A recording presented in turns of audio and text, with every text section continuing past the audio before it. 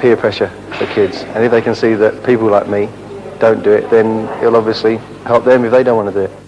To help the campaign, posters like this one will be sent to every school and youth club in the country. Surveys show that 1 in 4 16-year-olds are regular smokers, and many start as young as 9 years old.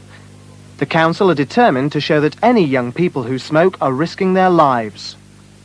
There have been lots of anti-smoking campaigns before this one, but none have had such obvious support from so many of the country's top personalities and sportsmen. The Health Education Council hope to teach young people to follow their example. You can't be a pace setter, they say, so long as you smoke. 2 British pilots, John Gore and Julia Crosby, are still stuck in Singapore in the Far East. They're urgently trying to get permission to continue their flight to Australia along the route of the great air race of 50 years ago. John and Julia are now hoping that they'll be able to take off in their light aircraft on Friday. By then, permission should have come through for them to fly on to Bali in Indonesia.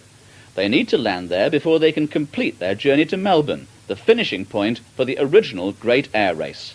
Their tiny plane can't carry enough fuel to fly straight to Australia from Singapore.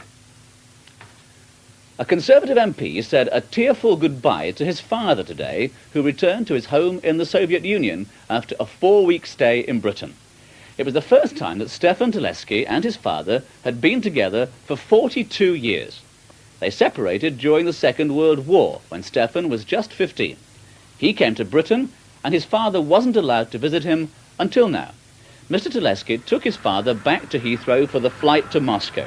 He said that his father, who doesn't speak English, had enjoyed his visit enormously, and they hadn't stopped talking. He'd taken his father to see the House of Commons, where he works, and the countryside around Cardiff, where he lives. His father was delighted that he'd finally been able to see the sea, which he'd never seen before. Teleski was also very pleased with the visit. The least one can do is to allow 80-year-old man to come in and visit his son after 42 years separation through no fault of their own. So to me this is, and in fact my birthday was yesterday, and I had the first ever birthday card from my father. First ever. And finally tonight, farmers all over the country could benefit from an appeal being made today to all British children. Scientists at Cambridge University want children's help in studying dozens of different sorts of ladybirds. Bob Ledwidge reports. Ladybirds love to eat insects like greenfly, which damage crops, and farmers could use them to protect their plants. But the scientists need to find out more about the different species of ladybird. For example, they'd like to know their favourite food and where exactly they hibernate in winter.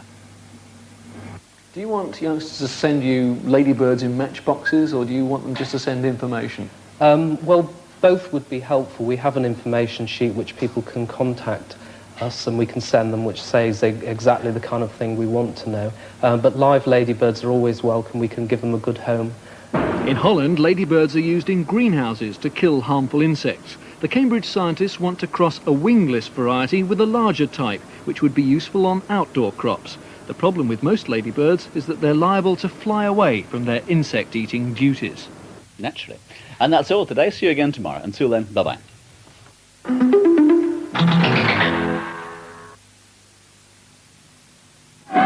Tomorrow at 4:10, Super Ted. Before long, the spotty rocket ship is being pulled towards the sun. I can't stand it. My spots are melting. Well, try and loosen the ropes. It's no good. Our only chance is Super Ted. Who's he? And followed at 4:20 by a special programme of spooky poems and tales for Halloween.